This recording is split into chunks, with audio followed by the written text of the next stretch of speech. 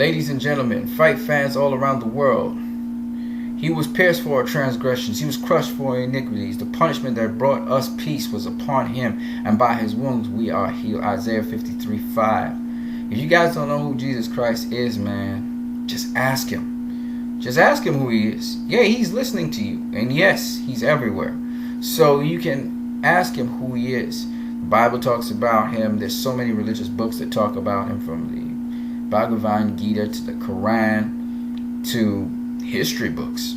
Okay, there's a lot of historians that have accounts of him. He was a man that walked this earth, but he's more than a man. He's a spirit. So ask him. Ask him to be a part of your life. You will never go wrong. On that note, let's talk about boxing. Gerald Washington versus Deontay Wilder. That fight took place very recently, last night, and Deontay Wilder came out the victor. Now, in my prediction, I said that Deontay Wilder would more than likely win, even though I thought it was a tough fight, because I knew what Gerald Washington brought to the table. I knew his skill set.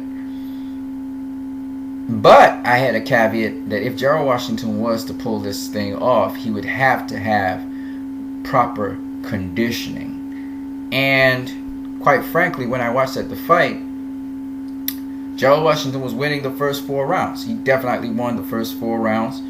And outboxed Deontay Wilder, pushing him back with his jab, even hitting him with some overrun rights, mixing it up with the rights, the jabs, the hooks, and so on. But as I give you guys evidence of this now, you see that Gerald Washington, he never had a 12-round fight. And you guys say, so what? That he didn't have a 12-round fight. Well, Gerald Washington doesn't have much of a career, okay? He's only 20 fights in. And of those 20 fights, most of his fights haven't been even 10-rounders. He's had 1 or 2 8-rounders, mostly 4-rounders. And he's had 3 10-rounders up to the point of facing Deontay Wilder. 3 10-rounders, okay? And he did have to go the distance in 2 of them, all right? Now, therefore, the question would have been, can Gerald Washington maintain his work rate? Can he maintain his sharpness by having conditioning like a 12-rounder? Deontay Wilder has a lot of experience in 12-round fights. And so as a result of that, Deontay Wilder, even though he may not have gone the full 12 rounds in a number of fights, he's had some really grueling ones where he's gone like 8, 9 rounds, okay? And the point is, he would be training and conditioning himself for 12 rounds. So when you watched the fight, you could see that the more conditioned athlete there was obviously Deontay Wilder. Not only was he more conditioned, he was also physically stronger than Gerald Washington, lifting him up when Gerald Washington tried to clinch him. That's because Gerald Washington didn't have any experience in 12-round fights. What's the difference between a 12-rounder, a 10-rounder, 8-rounder, and a 4-rounder? All of them have different paces. 4-rounder fight is much more faster, and a 6, an 8-rounder, and a 10-rounder, and a 12-rounder, they're slower fights, which means they're more like a marathon. You have to pace yourself. And so your conditioning comes into play in all of these fights. You can see Deontay Wilder sort of pacing himself in this fight, Gerald Washington rushing it and hustling it. And you can tell there's an experience at that level, that 12-round level, far less the championship level. But in terms of skills, Gerald Washington is absolutely the better fighter. Has better defense than Deontay Wilder. Knows what he's doing in there with his pivot work. Beautiful angles and so on. Even though Deontay did do a couple interesting things also in terms of his pivot work, in terms of sliding his body to avoid a couple jabs. But at the end of the day, the much better conditioned athlete showed up, and that was Gerald Washington started fading at the end of round 3. By round 4, he was on the back foot, and Wilder was on the front foot because Washington was trying to catch his breath, trying to catch himself back. And he was slower with his jab, more sluggish in his punches. And also, you could see that Wilder was starting to land his jab, and he was getting some hooks in there, even though most of them were blocked, partially blocked. So when he did land that right hook, I think overhand right hook or something like that, on Gerald Washington, and stunned him and then caught him with the left hook, it wasn't too surprising to me because Washington was fading. He had gotten more sloppy in his defense. So what Gerald Washington has to do is he has to work on his conditioning, pacing himself for a 12-round fight. Okay, and that's basically it. That's the only thing that let down Gerald. But like I said, Gerald Washington, sharper, better fighter, clearly the better boxer of the two.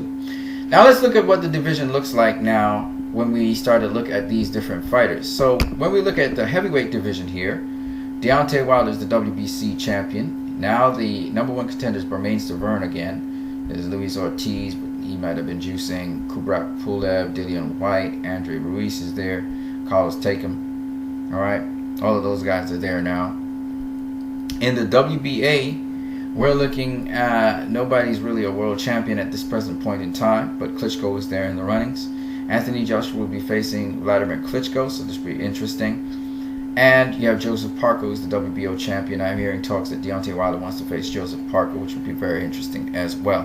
Deontay Wilder, he got some good boxing skill, okay? But I still think that there's still more to be learned, because Gerald Washington absolutely was the better boxer in the two of them. And he was proving it by just outboxing Deontay Wilder for the first 3 to 4 rounds, okay? So Wilder has a lot of work to do when it comes to facing guys like Gerald Washington. If Gerald Washington had the conditioning that he needed, I think he would have easily beaten Deontay Wilder. Easily. Joseph Parker, and there's a guy who is kind of like Gerald Washington. He's still, I don't think Anthony Joshua is as good as Gerald. But again, when it comes to his skills and his home skills, his home skills are much better than Gerald Washington's, and that's Anthony Joshua. I would love to see Wilder face Joshua. That's going to be an interesting matchup in which I actually picked Joshua to win over Wilder. I think Wilder doesn't stand a chance against Anthony Joshua. It's just what after seeing him face Gerald Washington, how easily Gerald Washington was outboxing him and pushing him back with a decent jab and with good defense, I think Anthony Joshua beats Deontay Wilder, period. Now, when it comes to Joseph Parker, I think Joseph Parker is a good boxer, but I don't think Parker beats Wilder or Joshua at this time. I think Gerald Washington gives him a run for his money until Washington gasses out. I think the only thing is Washington needs a little bit more strength, and he needs to condition himself better. He's still progressing along. It was a big leap up to face Deontay Wilder. He handled himself pretty good. And he didn't really get knocked out. He got dropped. He got stopped, but he didn't really get, rocked and destroyed. He needs to work on his defense also in situations where he gets hurt. He needs to work on his defense. But other than that, and we all knew Wilder was a big puncher. Hey, by the way, his hand seems to have healed up because he really clubbered Washington. I guess Washington was shocked by the power, went down with that, and he was still buzzed. And again, there are certain things you have to learn, like you don't just pop back up. He should have taken a knee, gathered himself, and then got back up. Because you pop back up, Zab Judah did that against Costa Zoo, and you're still dizzy. You don't just jump back up from, you're changing the pressure of your body from lying down flat. You should have got up, got to one knee, composed himself, and then got up.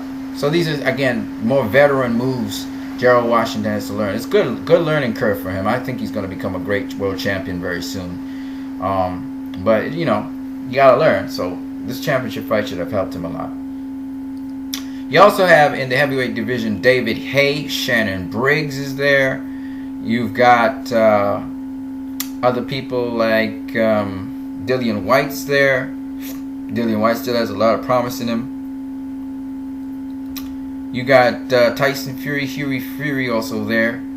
So the heavyweight division is alive and popping, and this win by Deontay Wilder helps him along, because I'm telling you, Gerald Washington is a good name, and he will come back, and you will see him stronger, bigger, much more sharper, much more well conditioned in the future. So look out for that. Good learning experience for Gerald. You guys have a great one.